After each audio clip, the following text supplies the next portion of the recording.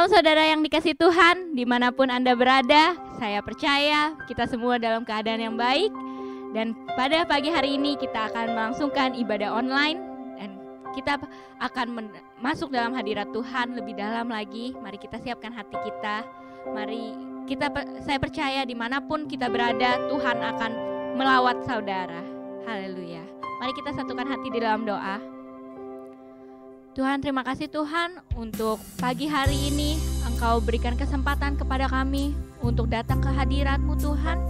Biarlah Engkau melawat kami semua Tuhan, dimanapun kami berada. Kami yakin lawatan yang sama akan kami rasakan dan kami percaya Engkau akan mengubah keadaan kami. Setiap yang sakit akan disembuhkan, setiap yang berbeban berat akan dilepaskan.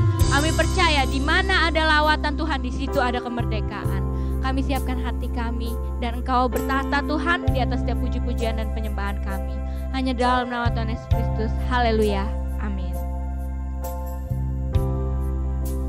Mari kita sama-sama naikkan pujian ini. Roh-Mu yang hidup penuhiku, mengalir dalamku.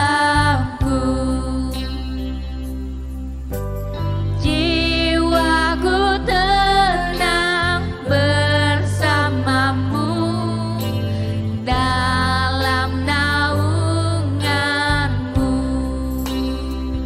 Ku buka hati untuk jamahanmu, berserah penuh di hadiratmu. Kau ambil alih seluruh hidupku, di altarmu menyembah. Mari kita sama-sama naikkan pujian ini dengan segenap hati kita. Roh-Mu yang hidup penuhiku, mengalir dalamku. Jiwaku tenang bersamamu dalam naungan. Mari kita angkat tangan, kita katakan,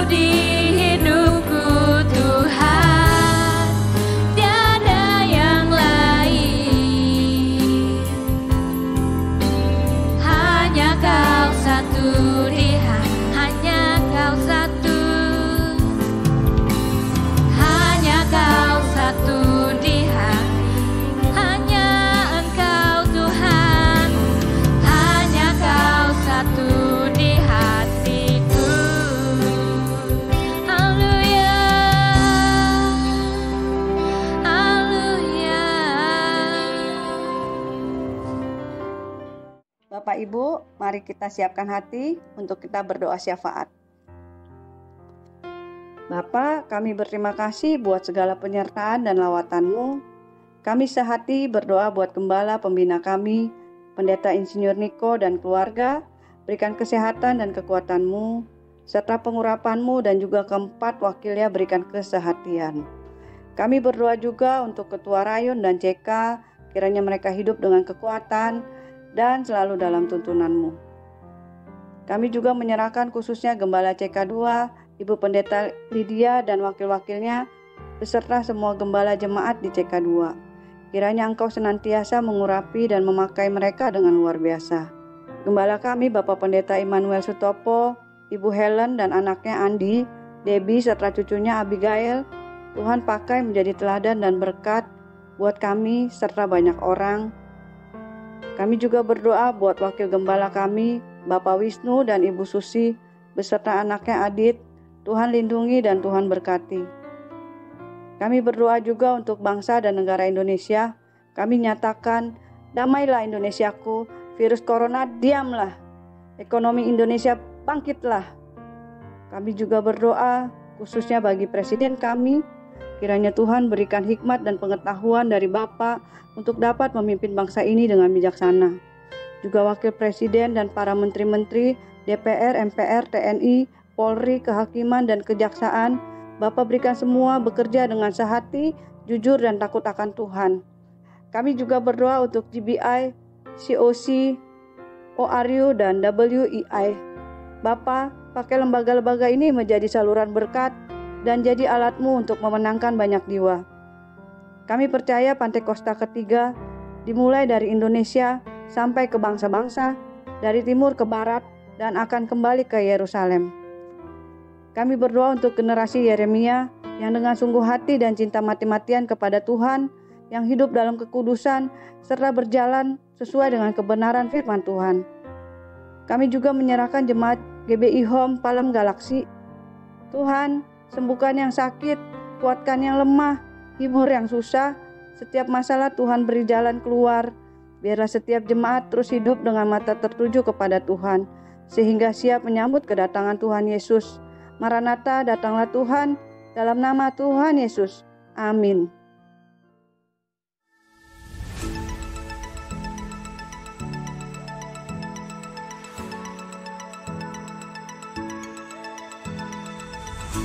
Ibadah minggu depan akan dilaksanakan pada hari Minggu pukul 11 siang. Ibadah bersama dilaksanakan melalui aplikasi Zoom. Diharapkan jemaat dapat mengambil waktu untuk masuk ke hadirat Tuhan di rumah masing-masing, berdoa bersama keluarga pukul 9 malam setiap hari. Bagi jemaat yang rindu bersekutu dan bertumbuh di dalam Yesus, kami undang untuk bergabung bersama di dalam komunitas KUL yang dilaksanakan setiap hari Kamis. KUL dilaksanakan melalui aplikasi Zoom. Silakan menghubungi Bapak Catur di nomor 0857 1550 2817 untuk mendapatkan undangan. Persembahan dapat disalurkan melalui rekening berikut. Persembahan umum dan perpuluhan BCA 07376 07376 atas nama GBI Palem Galaksi. Persembahan misi dan diakonia BCA 073 073 6789 atas nama GBI Palem Galaksi. Pembangunan Rumah Tuhan BCA 07305 07305 atas nama GBI Palem Galaksi. Sebelum kita memberi, terlebih dahulu kita berdoa. Tuhan Yesus, terima kasih Engkau telah memberkati kami sampai saat ini. Dan tiba waktunya kami menyerahkan persembahan ini ke dalam tangan-Mu. Di dalam nama Yesus, haleluya, amin. Kami GBI Home mengucapkan terima kasih bagi Bapak Ibu yang sudah mentransfer persembahan ke rekening GBI Home. Tuhan memberkati saudara dengan berlimpah-limpah. Demikian pengumuman yang dapat kami sampaikan. Tuhan Yesus memberkati.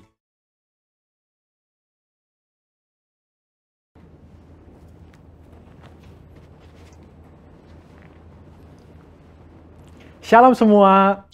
Kegerakan Pentakosta adalah kegerakan yang unik. Mengapa unik?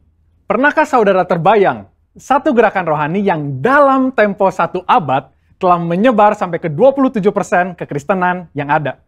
Kegerakan yang bergerak cepat ini memiliki pilar-pilar teologi yang perlu kita pahami. Pada Voice of Pentecost kali ini, kita akan membahas mengenai 5 pilar teologi Pentakosta. Apa saja 5 pilar teologi Pentakosta itu? Yang pertama, Jesus as Savior, atau pilar keselamatan. Keselamatan adalah momen di mana seorang bertobat dan menerima Yesus sebagai Tuhan dan Juru Selamat. Pengakuan iman GBI berkata, semua manusia berdosa dan kehilangan kemuliaan Allah, sehingga harus bertobat dan berpaling kepada Allah untuk menerima pengampunan dosa. Pertobatan mencakup peristiwa di mana seorang mendengar kabar Injil tentang karya Kristus, meresponi Injil dengan iman dan pertobatan, dan mengalami perjumpaan secara pribadi dengan Yesus. Hal ini yang terjadi ketika Petrus berkhotbah dalam Kisah Para Rasul 2 ayat 16-35. Di ayat 37 disebutkan bahwa orang-orang yang mendengar sangat terharu dan memberikan respon yaitu bertobat dan menerima Yesus sebagai Tuhan dan Juru Selamat. Bukankah hampir sebagian besar khotbah-khotbah dari Pentakosta menekankan akan pertobatan dan kepercayaan kepada Yesus sebagai Juru Selamat pribadi? Yang kedua, Jesus as Sanctifier, atau pilar pengudusan. Ketika seorang diselamatkan, dia memasuki proses yang bernama pengudusan. Pengakuan iman GBI berkata penyucian hidup adalah buah kelahiran baru karena percaya dalam darah Yesus, dikerjakan oleh kuasa firman Allah dan Roh Kudus, karena itu kesucian itu azas dan prinsip hidup umat Kristen. Insan Pentakosta percaya bahwa anugerah keselamatan harus diresponi dengan benar dalam takut akan Allah. Filipi 2 ayat 12-13 berkata, kerjakan keselamatanmu dengan takut dan gentar, karena Allah lah yang mengerjakan di dalam kamu baik kemauan maupun pekerjaan menurut kerelaannya. Di sini terlihat tanggung jawab orang percaya untuk mengerjakan keselamatannya atau menguduskan kehidupannya dalam takut akan Allah. Proses pengudusan ini akan kita jalani selama kita hidup dengan tujuan agar kita menjadi segambar dan serupa dengan Kristus. Pengudusan pun berbicara kita meninggalkan kehidupan lama kita ataupun kebiasaan lama kita yang tergolong dosa dan menjadi pribadi yang baru di dalam Kristus. Tidak lagi hidup di dalam dosa. Yang ketiga, Jesus as Spirit Baptizer, atau pilar baptisan Roh Kudus. Ini adalah bagian penting dan merupakan pilar sentral yang mengikat keseluruhan 5 pilar yang ada. Baptisan Roh Kudus yang dimaksud adalah baptisan yang dialami setelah seorang lahir baru, sebuah pengalaman yang juga bisa disebut sebagai kepenuhan roh, pencurahan roh, dan menerima Roh Kudus. Tanda awal seorang dibaptis oleh Roh Kudus adalah dia berkata-kata dalam bahasa roh sebagaimana yang diilhamkan oleh Roh Kudus. Baptisan Roh Kudus akan menghasilkan dampak secara internal maupun eksternal. Secara internal, yaitu kehidupan penyembahan yang lebih intim dengan Bapa. Karena menurut 1 Korintus 14 ayat 2, disebutkan bahwa orang yang menyembah dalam roh adalah mereka yang berkata-kata secara rahasia kepada Bapa. Pada ayat 4 pun dijelaskan bahwa saat kita berbahasa roh, kita sedang membangun diri kita. Secara eksternal, baptisan roh memberikan kuasa untuk menyelesaikan amanat agung. Seperti yang tercatat di dalam Kisah Para Rasul 1 ayat 8, dapat kita lihat di Alkitab bahwa pelayanan para murid berubah begitu mereka menerima baptisan Roh Kudus. Mereka menyembuhkan orang sakit, membangkitkan orang mati, mengusir setan, dan lain sebagainya. Yang keempat, Jesus as Healer, atau pilar kesembuhan ilahi. Di dalam pengakuan iman GBI, kita mempercayai bahwa kesembuhan ilahi tersedia dalam korban penebusan Yesus untuk semua orang percaya. Bagian ini sangat penting, karena kita mempercayai bahwa tanda dan mujizat masih berlaku di zaman ini. Orang yang telah dipenuhi Roh Kudus akan melakukan pelayanan dengan tanda-tanda seperti yang Yesus katakan dalam Markus 16 ayat 18-19. Mereka akan meletakkan tangannya ke atas orang sakit dan orang itu akan sembuh. Dari mana kuasa untuk menyembuhkan itu datang? Dari kepenuhan Roh Kudus yang dijanjikan oleh Bapa kepada setiap orang percaya. Kita percaya bahwa kematian Kristus telah menebus segala dosa-dosa kita, termasuk menanggung segala sakit penyakit kita. Yesaya 53 ayat 4a jelas berkata bahwa tetapi sesungguhnya penyakit kitalah yang ditanggungnya. Yang kelima, Jesus as soon coming King, atau pilar kedatangan Yesus yang kedua dengan segera. Pilar terakhir ini dipandang sebagai motivasi dan semangat untuk menyelesaikan amanat agung, memberitakan Injil dengan kuasa Roh Kudus, serta hidup dalam kekudusan. Kita percaya bahwa Yesus akan datang kali yang kedua untuk menjemput kita dengan segera. Pengakuan iman GBI berkata, Tuhan Yesus Kristus akan turun dari sorga untuk membangkitkan semua umatnya yang telah mati dan mengangkat semua umatnya yang masih hidup, lalu bersama-sama bertemu dengan Dia di udara. Kemudian Ia akan datang kembali dan bersama orang kudusnya untuk mendirikan kerajaan 1000 tahun di bumi ini. Kita percaya kedatangan Yesus untuk yang kedua kalinya untuk menjemput mempelainya yang masih hidup, atau biasa disebut rapture ini, akan terjadi secara tiba-tiba dan tanpa seorang pun tahu kapan waktunya. Ketidaktahuan kapan Yesus akan datang inilah yang akan mendorong setiap kita untuk dapat mempersiapkan diri sebaik-baiknya dan tetap hidup dalam integritas. Saya percaya pemahaman ini membawa kita semakin semangat di dalam menyelesaikan amanat agung dengan api Pentakosta ketiga. Saudara, untuk penjelasan lebih lengkapnya dari tim teologi kami, jangan lupa buka link yang ada di atas atau scan QR Code yang tersedia. Salam integritas, Tuhan Yesus memberkati.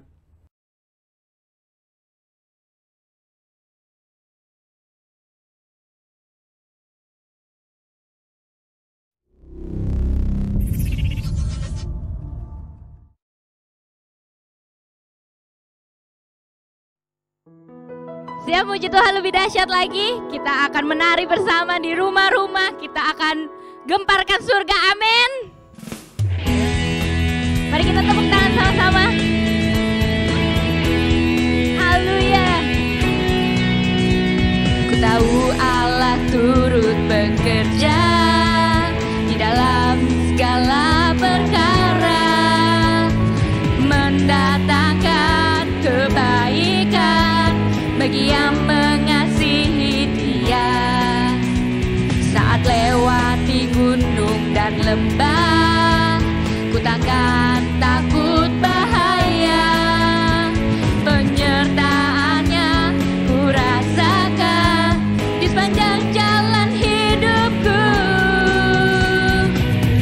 Sebab Dia baik, ku angkat tangan memuji Dia.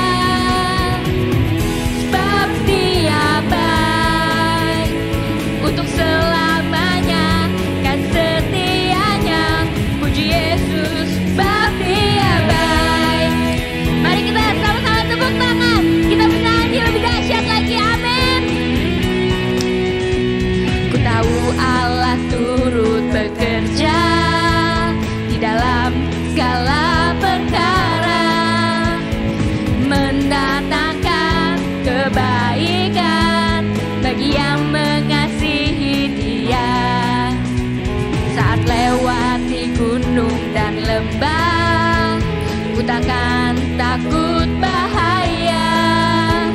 Penyertaannya ku rasakan di sepanjang jalan hidupku.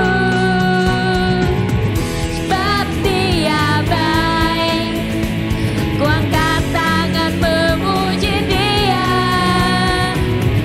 Sebab Dia baik, untuk selamanya kan setianya, puji Yesus. Sebab Dia baik, sebab Dia baik, ku angkat tangan memuji Dia. Sebab Dia baik, untuk selamanya kan setianya, puji Yesus. Sebab Dia, mari tepuk tangan sama-sama katakan. Sebab Dia baik, ku angkat tangan memuji Dia. Sebab Dia baik, untuk selamanya kan setianya, puji Yesus. Sebab Dia baik, sebab Dia baik, ku angkat tangan memuji Dia. Sebab Dia baik, untuk selamanya kan setianya, puji Yesus. Sebab Dia untuk selamanya, untuk selamanya kan setianya, puji Yesus. Sebab Dia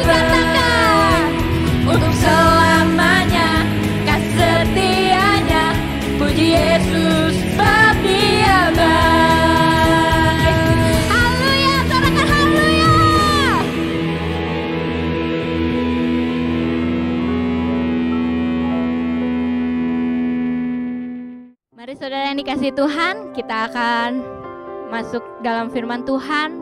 Mari kita siapkan hati kita, mari kita bersatu hati dalam doa. Tuhan Yesus yang baik, Tuhan, kami percaya Engkau hadir di tengah-tengah puji-pujian, penyembahan kami. Engkau bertahta Tuhan, dan Engkau telah melawat kami semua Tuhan. Dan saat ini Tuhan, kami mau duduk diam mendengarkan firman-Mu Tuhan. Berbicaralah Tuhan, Engkau urapi hamba-Mu yang membawakan firman-Mu Tuhan. Biarlah itu menjadi rema, kekuatan bagi setiap kami Tuhan Yesus. Terima kasih Tuhan, kami mau siapkan hati kami buka hati kami. Hanya dalam nama Tuhan Yesus Kristus. Haleluya, amin. Mari kita buka hati kita naikkan pujian ini. Datang padamu, membawa pujianku, hanya kekuatan hadirat-Mu sanggup menjaga hatiku, mendekat padamu, mendekat padamu. Ku mau sentuh hati-Mu Tuhan, mau sentuh hati-Mu, biar ku melihat kemuliaan yang Kau sediakan bagiku. Sama-sama kita katakan, bagi-Mu pujian, hormat, kemuliaan. Kaulah kebanggaan di dalam hidupku. Janji-Mu bersinar, buktikan Kau besar. Tiada yang seperti-Mu Yesus Tuhan. Mari kita nyanyikan lagu ini dari awal dengan segenap hati kita. Ku datang padamu, membawa pujianku, hanya kekuatan hadirat-Mu sanggup menjaga hatiku, mendekat padamu, mendekat padamu. Ku mau sentuh hati-Mu, biar ku melihat kemuliaan yang Kau sediakan bagiku.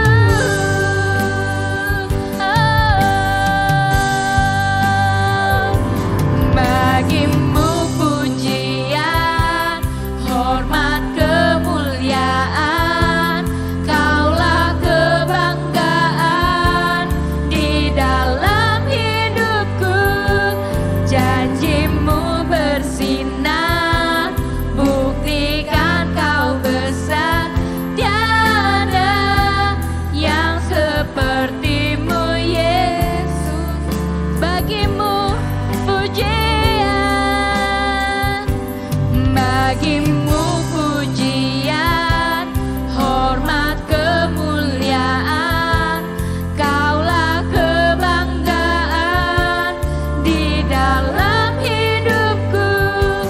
Janji-Mu bersinar, buktikan Kau besar. Tiada yang seperti-Mu Yesus tuh. Tiada yang seperti-Mu Yesus Tuhanku. Tiada yang seperti-Mu Yesus Tuhanku. Oh, tiada seperti-Mu Yesus, tiada yang seperti-Mu. Terima kasih Tuhan, kami siap mendengarkan firman-Mu hanya di dalam nama Tuhan Yesus Kristus. Haleluya, Amin. Shalom, jemaat yang sangat dikasihi Tuhan Yesus. Kita tidak akan lupa, bukan? Kita telah merayakan Jumat Agung, di mana kita mengenang akan Tuhan Yesus yang begitu mengasihi kita yang berdosa ini, sehingga Dia rela mati untuk menebus engkau, menebus dosamu, dosaku. Namun kematian Tuhan Yesus ini tidak banyak faedahnya kalau tidak disertai dengan kebangkitan Tuhan Yesus dari kematian. Jadi Tuhan Yesus itu bukan hanya sekedar mati di atas kayu salib, tetapi Dia bangkit dari kematiannya. Banyak fakta yang membuktikan hal tersebut, bukan hanya dari Alkitab, tetapi banyak dari kesaksian-kesaksian gereja, banyak dari kesaksian-kesaksian Kristen, banyak juga kesaksian-kesaksian sejarah dari non-Kristen. Mahkamah Agama Yahudi pun mendukung kesaksian tentang jemaat Kristen mula-mula mengenai aspek sejarah kebangkitan Kristus ini. Para arkeolog juga membenarkan tentang adanya kebangkitan Kristus ini.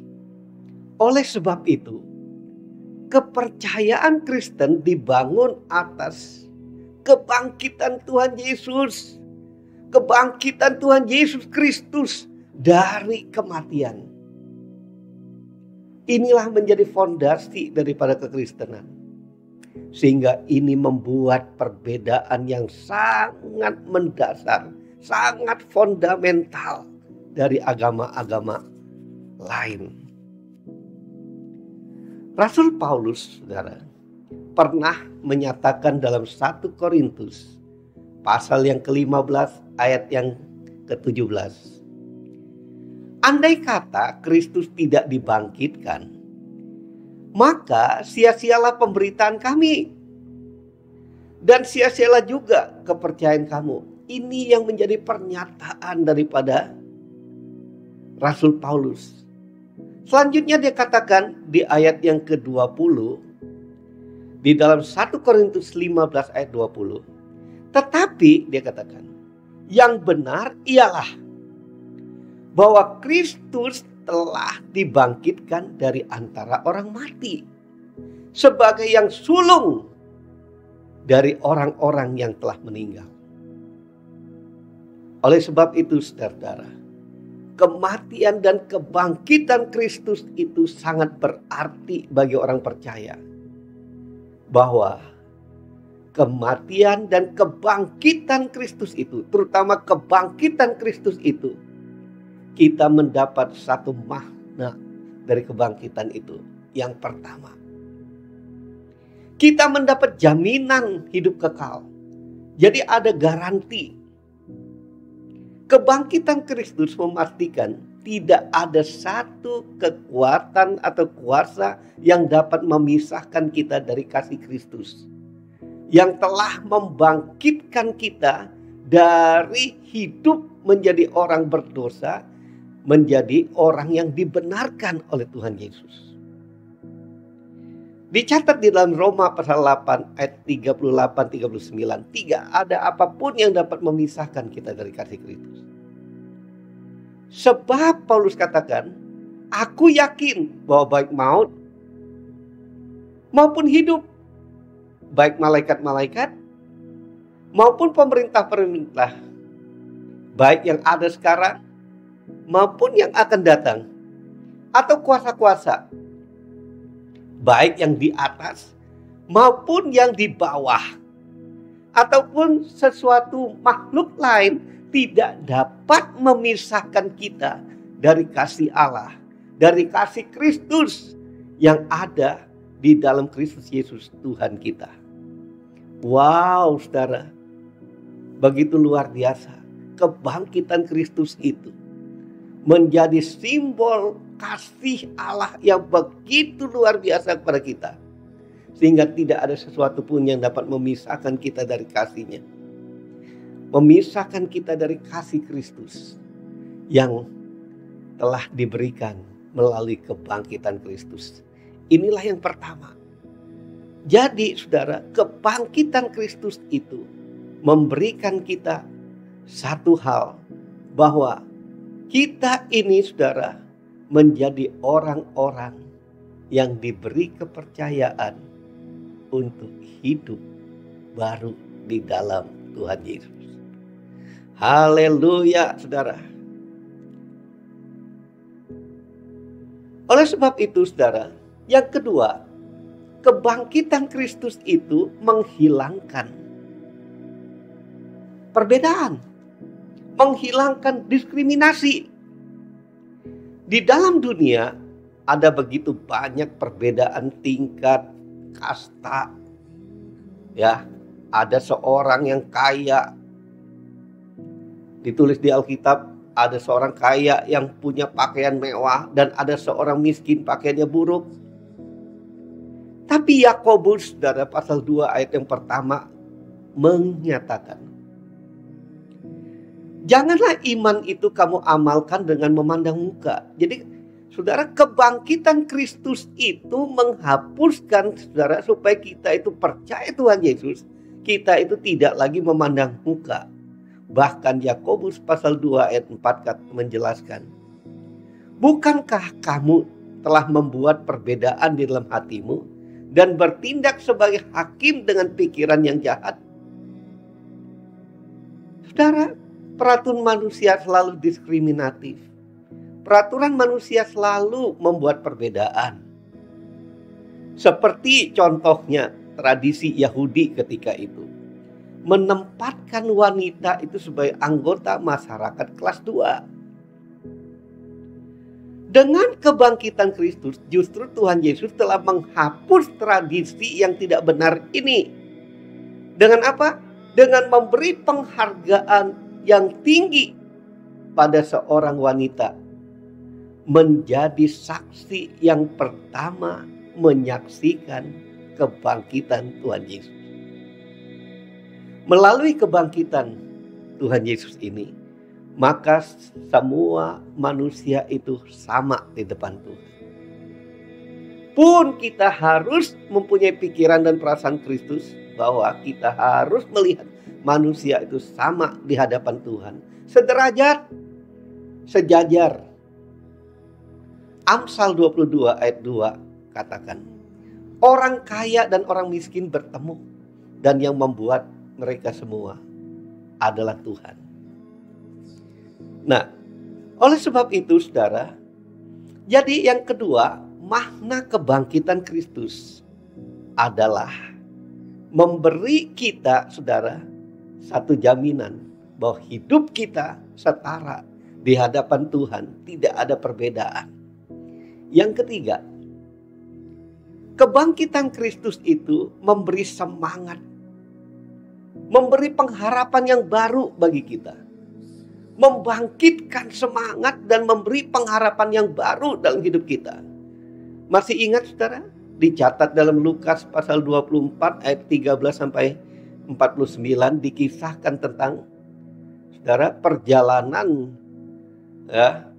orang yang kehilangan pengharapan. Gambaran daripada salah seorang orang itu disebut Kleopas, yang di dalam kehidupannya mereka ini saudara merasa kecewa. Kenapa? Karena Kristus yang mereka harapkan untuk menjadi raja itu rupanya mati disalibkan. Walaupun Tuhan Yesus sudah berjanji bagi mereka pada hari ketiga akan bangkit, tapi mereka ini lupa karena kecewa, karena harapan mereka rasanya sudah mulai sirna. Mereka menjauh dari Kristus, sang sumber kehidupan. Mereka meletakkan hidup mereka dikuasai oleh kekecewaan, sehingga mereka hidup dalam kekecewaan yang sangat-sangat dalam. Karena kematian Kristus itu sekali lagi membuat mereka, pengharapan mereka itu menjadi sia-sia. Mereka lupa akan janji yang pernah Tuhan ucapkan sebelum kematiannya. Sehingga membuat mereka hidup dalam ketakutan, kekhawatiran, kecemasan. Namun ketika Tuhan Yesus telah bangkit itu hadir di tengah perjalanan mereka. Yang turun dikatakan firman Tuhan dari Yerusalem ke Emmaus. Ketika Tuhan Yesus bercakap-cakap dengan mereka, mereka merasakan ada satu kuasa kebangkitan Kristus menghidupkan pengharapan mereka yang membangkitkan juga semangat yang baru. Mereka menyala-nyala. Walaupun pada mulanya mereka tidak tahu bahwa itu Yesus yang sedang bercakap-cakap dengan mereka. Itu Yesus yang telah bangkit sedang bercakap-cakap dengan mereka. Oleh sebab itu saudara, melalui kebangkitan Kristus ini kita diajak untuk meyakini dan memberi ruang hati kita ini bagi kehadiran Yesus dalam setiap perjalanan hidup kita. Kiranya kuasa kebangkitan Kristus itu benar-benar memampukan kita menjadi insan yang mengasihi Tuhan lebih dalam dan dalam lagi. Yang keempat, makna daripada kebangkitan Kristus itu membuktikan ini yang sangat-sangat saudara berarti bagi orang. Kalau orang ateis bilang itu nggak ada sorga, nggak ada neraka, itu hanya hayalan. Tapi kebangkitan Kristus membawa sorga dan neraka itu nyata. Manusia dilahirkan dengan tubuh yang fana, yang penuh dengan sakit penyakit, bisa rusak, bahkan bisa binasa. Kebangkitan Kristus menjanjikan tubuh yang baru, yaitu tubuh kebangkitan kekal bagi mereka yang percaya kepadanya. Barang siapa percaya kepadaku, di dalam Yohanes 11 ayat 25 Yesus katakan, Akulah kebangkitan dan hidup, barang siapa percaya kepadaku, ia akan hidup walaupun ia sudah mati. Jadi barang siapa yang percaya kepada Tuhan Yesus, kebangkitan Kristus telah membuka sorga bagi setiap orang yang beriman kepadanya. Bahkan saudara, Yesus berkata kepada penjahat yang bertobat, yang juga disalibkan di sampingnya, dalam Lukas pasal 23 ayat yang ke-43. Sesungguhnya hari ini juga engkau akan bersama-sama dengan aku di dalam Firdaus. Hari ini juga. Pernyataan Tuhan Yesus ini membangkitkan lagi pengharapan kita sebagai anak-anak Tuhan. Bahwa kuasa kebangkitan Kristus itu senantiasa bekerja dimanapun, kapanpun, dan apapun masalahnya. Saudara, ada satu survei yang membuktikan orang masih tetap bisa hidup walaupun sudah 40 hari tidak makan makanan. 4 hari nggak minum kuat. 4 menit saudara nggak usah bernapas di air kuat. Namun bisa lebih. Tetapi saudara, survei ini membuktikan 4 detik, saudara, cepat 4 detik, 1, 2, 3, 4 detik saja tanpa pengharapan seseorang manusia itu bisa bisa menghadapi hidupnya dengan satu frustasi, bahkan bisa bunuh diri. Kalau begitu saudara, kita lihat betapa pentingnya pengharapan dalam hidup manusia. Karena tanpa pengharapan seorang bisa mengakhiri hidupnya. Jadi pengharapan itulah yang membuat orang hidup, saudara, bergairah, bersemangat. Yesus mati di atas kayu salib menanggung dosa manusia yang tidak memiliki pengharapan ini. Tetapi dengan kebangkitannya ia membuktikan bahwa pengharapan itu, pengharapan baru diberikan kepada setiap orang yang percaya. Kuasa kebangkitan Kristus sanggup membakar semangat kita lagi, mengorbankan pengharapan kita atas apa yang kita anggap mustahil terjadi. Kuasa kebangkitan Kristus itu membangkitkan kembali segala sesuatu yang telah mati dalam hidup kita. Bahkan semua pekerjaan kita mungkin merasa jalan buntu dalam semua itu. Kuasa kebangkitan Kristus memberi jaminan akan iman, kepercayaan kita, pengharapan dan kasih kita kepada Tuhan Yesus. Bahwa pengharapan itu tidak akan pernah sia-sia. Oleh sebab itu saudara, kebangkitan Kristus memberi jaminan hidup kekal bagimu. Jangan lupa, kebangkitan Kristus itu memberi jaminan kekal dalam hidup. Yang kedua, kebangkitan Kristus itu memberikan kesetaraan. Sama, semua orang sama di hadapan Tuhan, kaya miskin semua sama. Untuk apa? Untuk memberi pengharapan baru bagi saudara, sehingga saudara dibangkitkan semangat yang patah itu, semangat yang letih lesu itu dibangkitkan kembali. Karena sorga tersedia bagi setiap orang yang mengasihi Tuhan.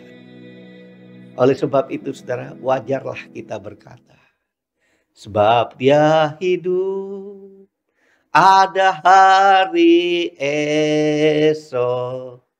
Sebab Dia hidup, ku tak gentar, karena ku tahu Dia pegang hari esok. Hidup jadi berarti sebab Yesus hidup.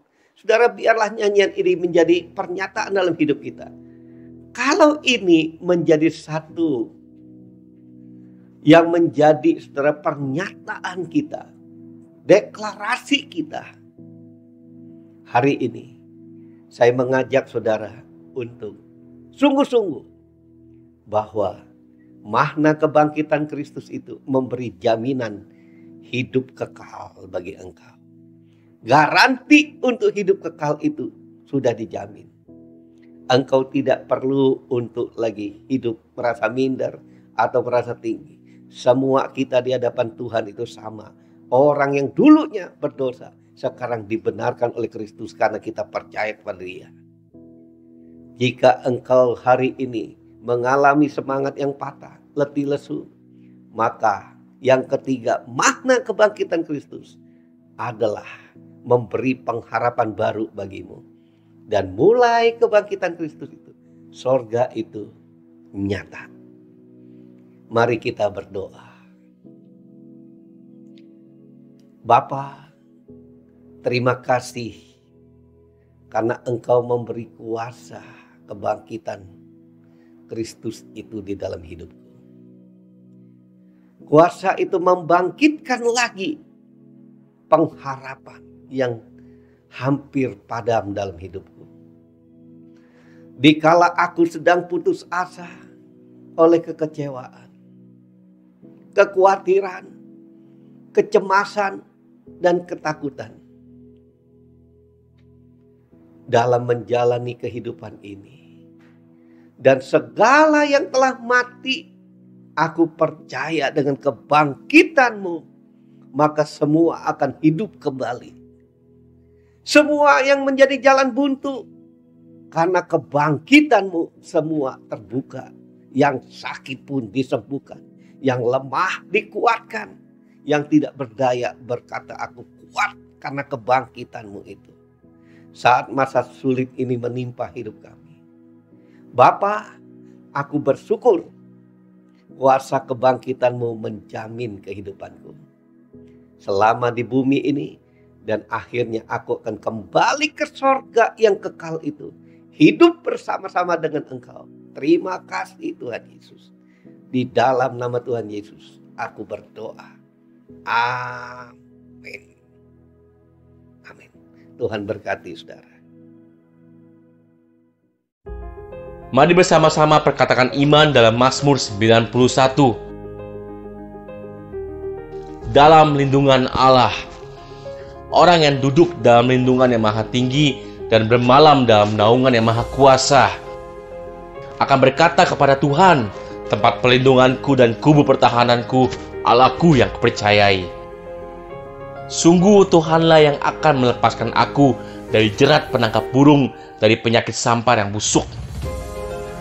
Dengan kepaknya Tuhan akan menundungi aku, di bawah sayapnya aku akan berlindung, kesetiaannya ialah perisai dan pagar tembok. Aku tak usah takut terhadap kedahsyatan malam, terhadap panah yang terbang di waktu siang, terhadap penyakit sampar yang berjalan di dalam gelap, terhadap penyakit menular yang mengamuk di waktu petang. Walau 1000 orang rebah di sisiku dan 10.000 di sebelah kananku, tetapi itu tidak akan menimpa aku.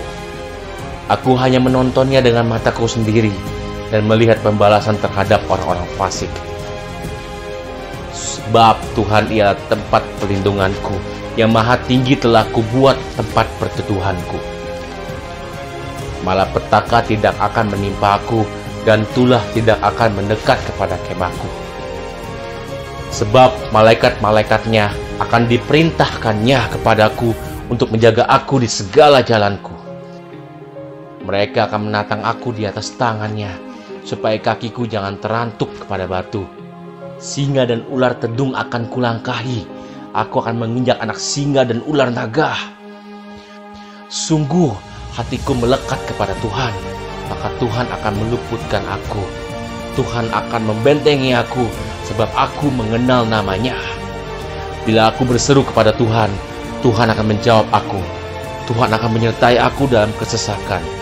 Tuhan akan meluputkan aku dan memuliakan aku. Dengan panjang umur akan Tuhan kenyangkan aku, dan akan Tuhan perlihatkan kepadaku keselamatan daripadanya. Amin. Mari saya undang jemaat yang dikasihi Tuhan untuk kita bersama-sama memperkatakan apa yang dimaksud dengan Pentakosta ketiga. Pentakosta ketiga adalah pencurahan Roh Kudus yang dahsyat di zaman ini melebihi yang terjadi di Azusa Street. Pentakosta ketiga akan mengakibatkan penuaian jiwa yang terbesar dan yang terakhir sebelum Tuhan Yesus datang kembali. Pentakosta ketiga akan membangkitkan generasi Yeremia, yaitu anak-anak muda yang dipenuhi Roh Kudus, cinta mati-matian kepada Tuhan Yesus, tidak kompromi terhadap dosa, dan akan bergerak untuk memenangkan jiwa. Pentakosta ketiga lahir di Indonesia dan bergerak ke bangsa-bangsa. Gerakan ini dari timur ke barat dan akan kembali ke Yerusalem. Pentakosta ketiga akan memberikan kuasa untuk menyelesaikan amanat agung, dan setelah itu Tuhan Yesus datang kembali. Amin.